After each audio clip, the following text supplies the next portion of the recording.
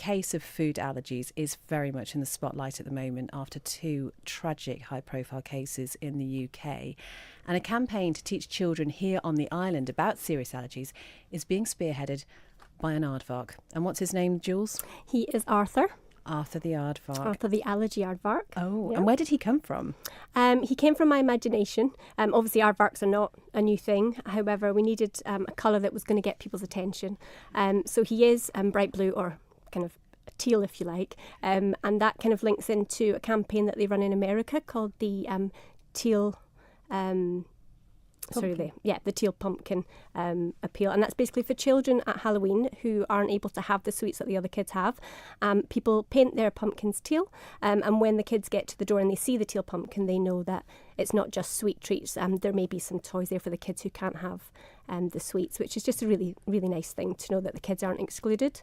So that's the reason for his colour, and I had to come up with the drawings for him to be able to have him made. So I found a fantastic illustrator, Quinn Shipton from Onken, and she brought him to life for me. How amazing to have something that just started off as a thought, to have him physically in front of you, and he's just beautiful and still being very well behaved. It's very squishable. But there is a very serious message behind Arthur the Aardvark, and you told us a little bit about your little girl and the process that you went through of finding out that she had serious food allergies. She's what, 3.5 now? 3.5 now, yeah. How does this affect you on a day-to-day basis? We pretty much, because we're 3.5 years down the journey, you find your way in terms of, you take your lists of what you can have, and you get very creative with it. So we do a lot of home baking. Everything's got to be packed up first thing in the morning. Anywhere she goes needs to know what her safes are. We've got an amazing nursery that she's at, Park House, and they have had previous allergy children. They're all over it. They're all EpiPen trained, and they take such good care of her. And I think that's, for an allergy parent or carer, it's that peace of mind and that anxiety that if it can be reassured in any way, that's what you're looking for. And what foods can she not have then? It's easier to say what she can have because it's so short. So for her, basically her allergies are wheat, coconut, dairy, eggs, soya, nuts, grains, most fruit, most veg, and a few meats as well. So she eats a lot of veggies, and she has homemade cakes with oats and buckwheat, because you kind of look for the alternatives away from the norm. So yeah, we bake a lot. And what would happen if she came into contact with any of the things that she's not supposed to have? When you're an allergy kid, you have your blood tests, and it's got 0.35 is like the trigger level to say if it's above that, they've got an allergy. For the main foods like eggs, nuts, soya, she's got over 100. So I know that if those items came into contact with her, she could have quite a severe reaction. So hence the reason for EpiPens everywhere we go. But I think, there's also a big thing about EpiPens just now in schools and stock levels, etc. So where did this come from then? I mean, do you have allergies yourself? Is it in the family? Do they know how this happens? I think it can sometimes be in families. So there's a lot of correlation between eczema, asthma, that type of thing. And we do have those in the family. We don't have anyone with allergies as much. I think my brother, when he was little, had quite a severe egg allergy, but he outgrew it. And that's the only allergies that I can really tie back to in our family. So it's just sometimes it just happens. Will she grow out of them? It depends on levels. We just keep having to get her tested every year, see if the levels go down. And there's obviously lots of testing you can have done, like skin prick testing.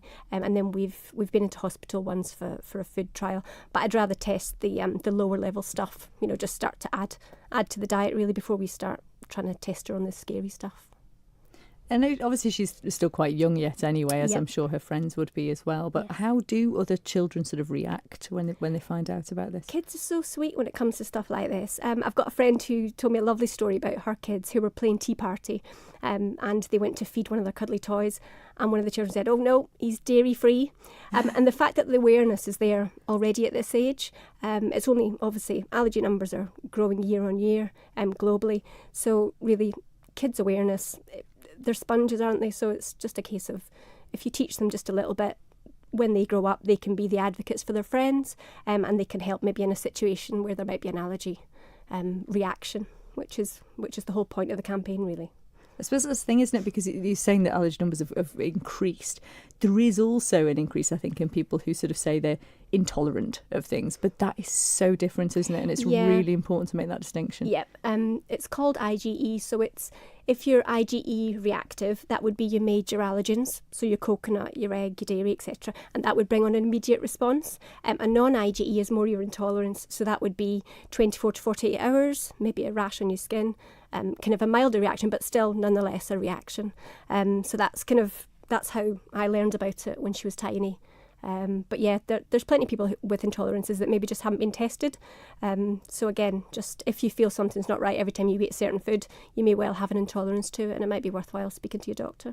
And I think it's also fair to say we do hear a lot, for example, if you're on a plane and you will be asked not to open a bag of nuts. And some people do, Jules, get frustrated by that because they think, oh, for goodness sake, how bad can it be? But the reality is it could potentially be really bad for someone. Completely, because in an airline, craft, obviously that air is circulated, so people with nut allergies can react to the airborne nut dust, and that's been then circulated, so they can't actually escape that environment. So and then if they do have a reaction and the EpiPen doesn't work, it happened with that poor girl. So yeah, it can, and that's why we've actually never been on a plane, and for that reason. But yeah, I'm working on it. So you're launching this campaign then, and really great timing actually when you think about Hop Tuné, because that's when you're coinciding it with Halloween or Hop Tuné, or however anybody refers to it, being inclusive. Hop Tuné. But do you know, it just really struck me, the thought of you taking your little girl out, going from house to house, and actually she would be really limited on the sort of treats that she'd be able to be given. Yeah, she'd be given, we did it last year around Onken, and bless her heart, she knows what she can have, so people would give her the sweets, and there's no point explaining to the people at the door about it. So they would give her the sweets, and she would put it in the bucket for her brother because she knew he could have it. But, it's great like that. It's good for him. He's happy every Halloween. So she does have a really decent understanding about the situation she's in. Yeah, and her brother does too. So you can quiz him on what's an allergy and how can you keep allergy people safe, and he'll reel it off because he's been around her and he's soaked all in really. So how's this campaign going to work then? Okay, so this is a grassroots campaign, and so it's basically split into 3 sets of learning. So it's going to be in nurseries and preschools, and then junior schools. And there's 3 levels. So for the preschool tinies, obviously learning has to be very fun and character-led, and songs and phonics. So there'll be a lot of, there's a group called The Wiggles in Australia, and they're very big on allergy songs, and so we sing those quite often. So I'll be providing digital links to those videos. The kids can sing along, understand a bit more about it. For the middle-aged kids, it's probably going to be things like puzzles, quizzes, learning songs, just so they can actually get involved and do a bit of the learning. And for the older kids, it's basically research-led, so they'll be able to go away and find out things like what is a celiac, or what other types of milk can you have if you're allergic to cow's milk. So it's given them that kind of ownership of it for the older kids. But just getting that awareness from the tinies right through, to be able to help their friends when they grow up. And do we know roughly sort of how many kids are impacted by allergies on the island? I am waiting for some figures. They're not the easiest to get hold of. But in terms of UK, we work on the anaphylaxis page that I look after. We do work with Anaphylaxis UK, so I get a lot of my figures from there. Globally, it's 1 in 13, which doesn't sound a lot, but I guess when you think about it in a classroom scenario, it could be 2-3 kids in every class that could have an allergy of some sort. And as I say, the numbers are growing. They spiked in the mid-90s and they've just continued to grow, really. So how can people around the island then get involved in this? How are you sort of getting the message out there? Okay, so we've got the Facebook page, which is Allergy and Anaphylaxis Isle of Man.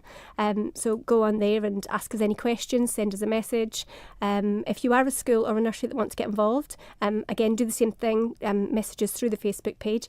There will be an app launching at Halloween on lunchtime called Just Ask IOM, and that's basically a free app.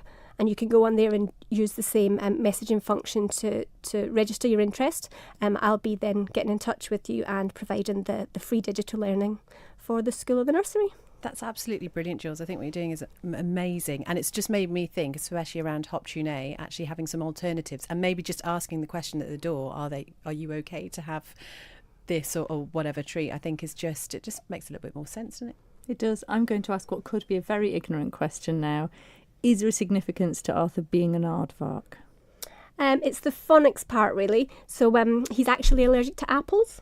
So Arthur the aardvark is allergic to apples, and that'll be for the tinies. That'll be their learning part of it. So I've done a lot of slides and printouts for the kids around phonics, and yeah, just a fun bit of learning. Yeah, no real. And he's super cute too. And he is so cute. Oh. And A, obviously, it had to be an A because the campaign's Just Ask, and obviously A is for allergies, S is for safety, and K is for knowledge. So the ask, and it's also linking to just ask. Ask someone if they've got an allergy. Ask what you can do to help. Ask what they can and can't have. Just ask.